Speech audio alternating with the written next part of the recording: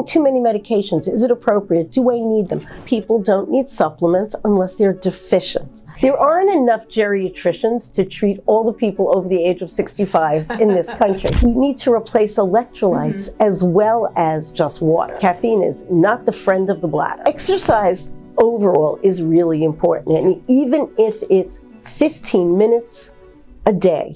Hey there, April of Yes to Next here. For this Yes to Next podcast, I had the pleasure of sitting down with Dr. Joyce Fogel, a geriatrician at Mount Sinai Health System, which is the largest hospital system in New York. And Dr. Fogel answers a lot of questions that many of us have and shares tips on how we can stay healthy and strong as we age. So let's get started. Dr. Fogel, it's so great for you to be on the Yes to Next podcast. Thank you so much for taking the time. My pleasure. Now, it's so wonderful to be in New York and to be with you here at the Martha Stewart Center for Living. So can you tell us a little bit about the center and what you do here? Absolutely. So we were very fortunate, our geriatric practice was very fortunate to move here with the support of Martha Stewart in 2019. Unfortunately, the pandemic hit us right after that. Right. We are a comprehensive geriatric practice, and our palliative medicine practice is also housed within this site. We take care of people as they get older and with a mission of improving the quality of care for older adults, addressing both chronic illnesses as well as screening and prevention and those with serious illness. Awesome. Now, Tell me about Mount Sinai. And how does it's a super huge organization, and so how big is it? And how big is like this facility, the geriatric? So what I can tell you is that the geriatric department is quite large. We are the largest training program for geriatric and palliative medicine fellows across the country. We have 3 sites where we practice, both at Mount Sinai Hospital proper, with the original Martha Stewart Center for Living. There is a branch at Mount Sinai Morningside, and then there is our practice here. So we have a pretty wide range of patients that have access to us. Right. Wow, that's awesome. Now, for this chat, we polled our Facebook group for questions, and they had some great ones. So shout out to the Facebook group. Awesome. And one of them was, when should you see a geriatric physician, and do we need to switch at some point? So it's a good question. I get that question all the time. So geriatric physicians are usually either internists or family practitioners who have subspecialty training in geriatric medicine. We look at people a little bit differently, and we'll talk about that in a minute, but not everybody needs to get their primary care with a geriatrician, right? A lot of people are seeing their internists and are quite happy with them, but they're worried about something like their memory. That may be a time to see a geriatrician as a consultant. Right? So we do primary care and we do consultative medicine. Often the people who we see for primary care are those who have more of what we call the geriatric syndromes. So maybe cognitive impairment, they're worried about dementia, recurrent falls, polypharmacy, taking too many medications. Is it appropriate? Do I need them? Failure to thrive. So those may be appropriate.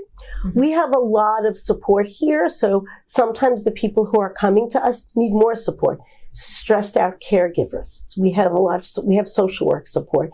People who need more of a multidisciplinary approach. Wow, that is amazing. And so typically, does it come from the patient, or does it typically come from like the primary caregiver saying, hey, you know what, we need to take a little bit deeper dive and you should see a geriatrician? So both. Sometimes my internal medicine colleagues will send me a patient they've been following for years, and they say, they've fallen multiple times over the past year, and we're concerned, can you evaluate them? So geriatricians tend to take a different approach to looking at patients, and you may have heard of what we call the 5 M's. And the 5 M's of looking at a geriatric patient or of a concept are mind, mobility, medication, multimorbidity, so meaning lots of medical problems, and the one that I think is most important is what matters most to the person. Right? So specifying goals of care. What's your goal? Mm-hmm. So that's, sometimes people come to us because they're looking for that different approach. Mm-hmm. And it's not age specific, obviously. Well, age specific in that we see people over the age of 75. Okay. Oh. But if somebody who is between 65 and 75 has an issue that's appropriate for them to be in this practice, we'll see them. I see. Okay. There aren't enough geriatricians to treat all the people over the age of 65 in this country. Right. So part of our goal is to raise awareness of geriatric issues in other specialties and other providers. It's why we have so many learners who we train, whether it's medical students or residents or fellows. So they understand how treating their patient may be a little bit different. Got it. Yeah, interesting. So that's kind of a nice segue into what's happening to our bodies, as we hit, 50, even 40s, 50s, like you kind of talk about what changes happen, obviously internally, but also physically, our skin changes, all this kind of thing. Absolutely. So you mentioned skin. Yeah. Skin, there's decreased collagen, decreased elastin, skin is thinner, people are more likely to bruise. So there are a lot of physiologic changes that occur with aging that then affect how an older adult responds to things. Okay. So for example, there's decreased dark adaptation in the eyes. So you may have heard older adults say, I don't like to drive at night. That's the reason. Decreased high frequency hearing loss, right?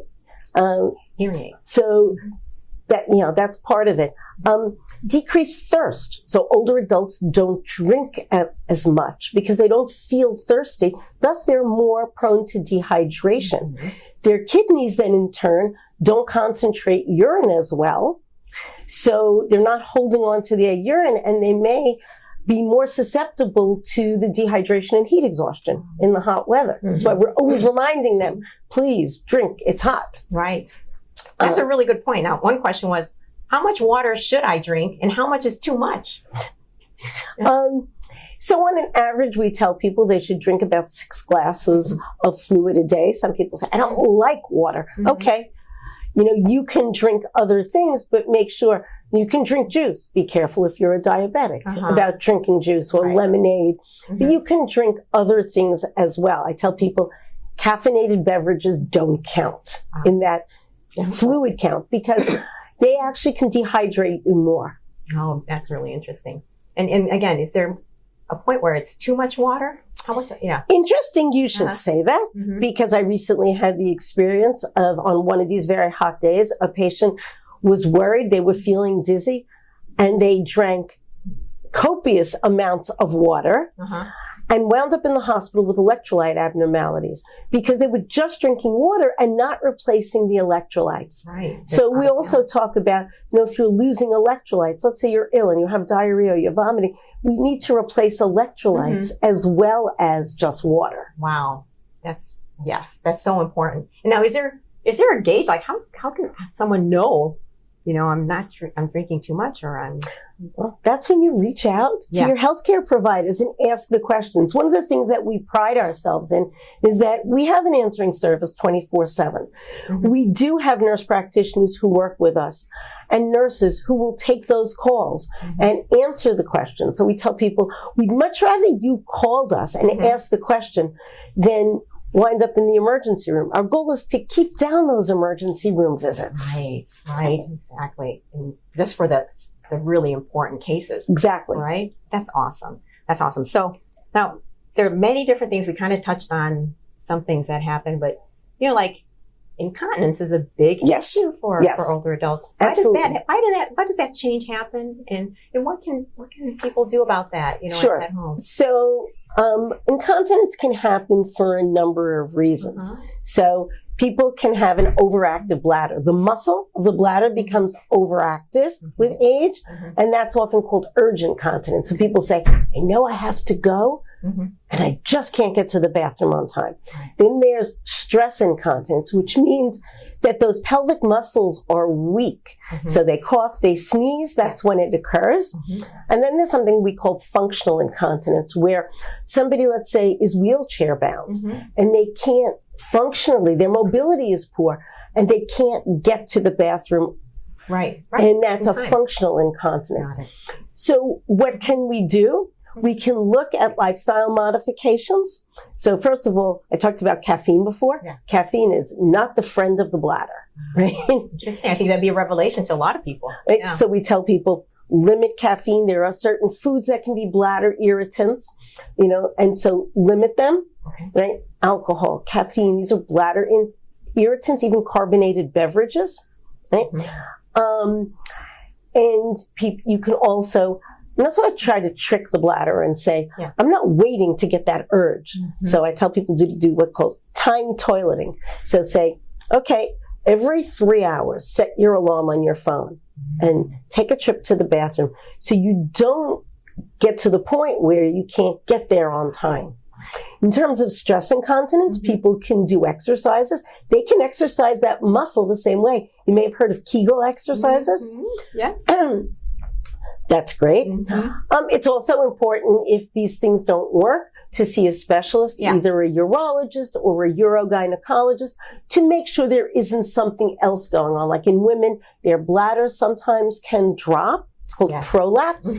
Right. And so if these simple lifestyle modifications don't work, then you move on. Sometimes if someone says, I didn't have incontinence and this suddenly happened, then I worry about an infection. Interesting. So people should, it's one of those topics that older adults are sometimes embarrassed about talking about. So we say, don't be embarrassed. Tell us, because maybe there's something we can do. So I'm so glad you're bringing it up. Well, thank you. Yeah. Well, thank you for just explaining it in such clear and easy to understand terms. That's really very, very helpful. Now, how about hormonal changes, right? That just occur in our body. All this stuff that we're talking about, is it all related to like the change in hormones or a lot of different? So I think some things are like, think about arthritis that we see more in age. It's almost like wear and tear on the joints. But some things that occur with aging are seen more like in postmenopausal women. That lack of estrogen affects their bones and their muscle strength. Right? So those changes are going to affect what happens to someone. Okay. Yeah. Bone muscle too. Right. Absolutely. Muscle loss. That brings me to the idea of like just chronic issues. So whether it's diabetes or heart disease or high blood pressure, are there things that people can do to alleviate those things? Or even if you're type 2 diabetic or have high blood pressure, can you get rid of it without medication? Is that possible? So lifestyle modifications, or what we also call non-pharmacologic, non-drug approaches, are really the first step in managing especially mild disease. So the first thing that we do, and it's sort of a mindset here, is look at the person, whether it's high blood pressure or diabetes or high cholesterol, and say, what are you doing with your diet? Let's talk about it. Let's talk about what you're eating, how you can change it, and whether we can impact it. I will talk to someone with high blood pressure and ask them what they're eating. They say, I don't eat salt, no salt. And then I say, you eat processed food? So I go through my list of, do you eat hot dogs, bacon, sausage, pastrami? And they say, oh yeah, you want me to stop all the good things? And so sometimes if we talk about moderation and just changing it, they may not realize that seasoning packet they're using is high salt. Right. So absolutely, there are people who can either reduce medication or not take medication if they do lifestyle modifications. Some will still need medication. So these work with each other. They're adjuncts. Right. So that gets to the point of just doing proper screenings, right? And to do regular screenings. So when should people, older adults, start getting these regular screenings? Because things change. I can see it in my own body that as I age, I'm like, wow, my A1C is normal, but what's going on? Right? So right now, in general, people should probably, get that annual physical, and evaluation by a physician when they're in their 50s, 60s, 70s. Okay. And we look at screenings and the other things we want to do with older adults based on their goals. So, I think there are guidelines that are put out by regulatory agencies and they give us guidance. But let's say, for example, we look at mammograms in older women. Really important. You hit age 75, people will come in and say, I'm 75, I understand I don't need them anymore. And actually, if someone has a life expectancy of at least 10 years, they can still benefit from having a mammogram if a breast cancer is picked up. So we say, what's your goals? What's your life expectancy? Do you have a family history of breast cancer? Right. And what are your wishes? There may be someone who, even though they're extremely vital and have a good life expectancy, say, nope, I don't want this anymore. So we have to not use a cookie cutter approach, but rather look at each person as an individual. Even with screenings, we can provide guidance and say, I think you should have your colonoscopy. And someone may say, no, I don't want it. And I'll talk about the pros and cons, but it's their individual choice. Right. That makes a lot of sense. Now we're going to touch on exercise. So let's talk about the importance of exercise and how does that affect like even hormonal levels, and what kind of impact does exercise have on the body? So exercise overall is really important. And even if it's 15 minutes a day, it's important. And it can be walking. People say, I'm not going to the gym. You don't have to go to the gym. You can walk. It's too hot to go walk outside. Walk the hallway in your building. Walk the stairs. Do some chair yoga. Find a video that you can do exercise with. Great idea. Right. So we really encourage it for a number of reasons. So yes, it's really important for osteoporosis, for bone health, especially that weight bearing. I say to people, do weights. They say, what do you mean weights? I said, take 2 1-pound cans of beans and you can do 1 pound weights. And tell me, okay, do that and what does it do? Why should you do that? It will increase bone, not only muscle strength, but bones. Okay? So we encourage that, but it's not just, it's important for heart health, but we also know that heart health is brain health. So exactly. So we encourage people, that are dealing with cognitive issues, that exercise, socialization is really important as part of their care plan. Wow. It's like blood to the brain, get those neurons firing. Right. That's awesome. Okay. All right. So we're coming down to the home stretch here. Someone asks, you know what? As I get older, should I be using lighter weights? Or are there exercises that I should or should not do? So I think that's something that an individual needs to speak to their healthcare provider about, because someone may have heart disease and it may not be appropriate for them to be doing rigorous exercise. So I think, again, it's individual. They have to, what's right for them. Right. And always checking with your healthcare professional, before starting exercise and even diet, right? Change, any kind of changes in diet, right? I think, radical changes in diet, I think, yes. But overall, eating a healthy diet, anybody can do that. What does that look like?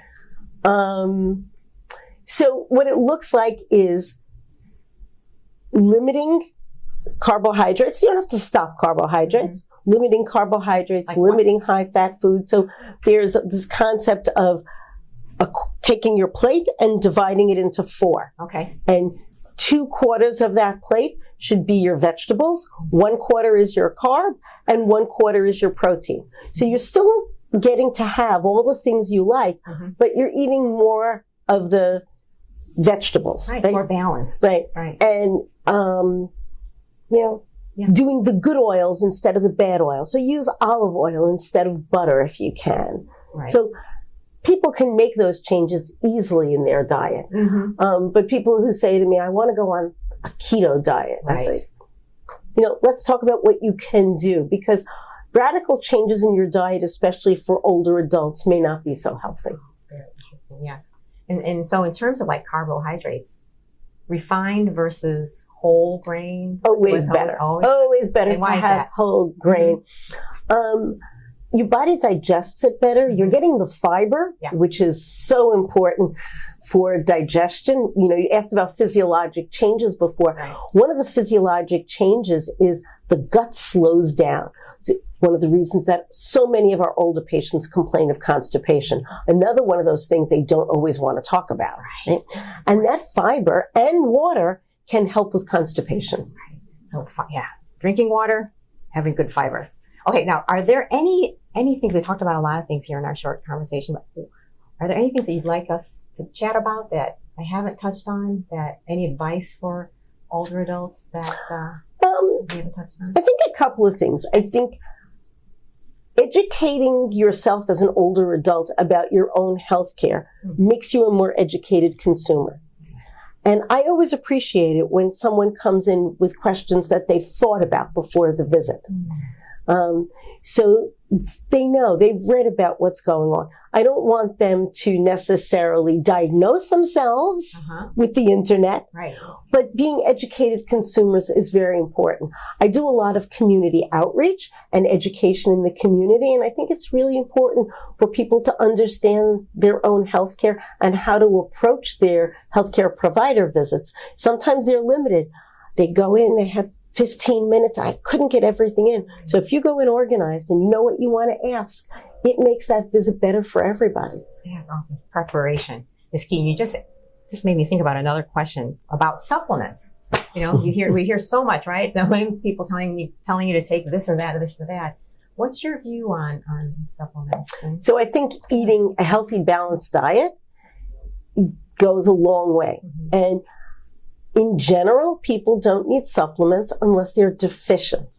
So calcium is really important for healthy bones. We like people to get calcium in their diet if possible. If they can't, let's say they're lactose intolerant and they really can't get in a lot of calcium, then we would suggest maybe you can take some supplements, right?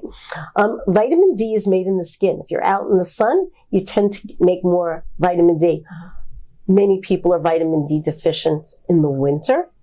So we'll check vitamin D levels. Again, vitamin D is really important to build strong bone. It's also been associated low vitamin D levels with falls, with depression, with a lot of other things. So that's where often we will have people take supplemental vitamin D. There may be particular reasons I will want to check someone's B12 level or iron levels. And then I will check those and see if somebody needs a supplement. Patients will come in with bags of supplements that they're taking. And when asked why, they're not quite sure. So I have to go through them one by one. And if it's important to them and it's not dangerous, go ahead and continue it. Right. But sometimes they can have interactions with their prescription medications. So it's important that when people are going to see their healthcare provider, that they let them know what supplements they're taking as well. Awesome. Or herbals. Right. Very good. Awesome. Okay. One last thing. How can people learn more about your work here, Martha Stewart Center for Living? So you can look at our website. Okay. And there's a lot of information there. Okay. Both about who we are and how we started. Okay. And health information for older adults. Awesome. Awesome. Well, thank you so much for taking the time to chat. It's my with us. pleasure. So appreciate it.